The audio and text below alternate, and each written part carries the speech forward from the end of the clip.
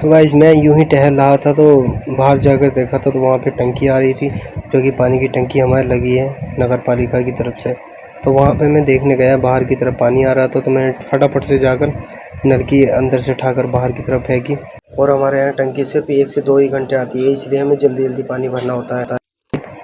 और वहाँ से निकाल के मैंने सीधा उसे पहले धोकर, और धोने के बाद फिर मैंने उसे अच्छी तरह से लगा दिया। और अच्छी तरह से लगाने के बाद मैं फिर सीधा अंदर गया, और अंदर जाने के बाद फिर मैंने इसको देखा तो पानी आ रहा था। तो मैंने फिर अपने पैर धुले, और पैर धुलने के बाद फिर मैंने बाल्टियाँ भर दी। और बाल्टी भरने के बाद मैंने सारी बाल्टियाँ भर के ये बाल्टी भी भर दी और इससे अगली बाल्टी भी भर दी। और बाल्टी भरने के बाद फिर मैंने थोड़ा सा पानी और टंकी बंद कर दी।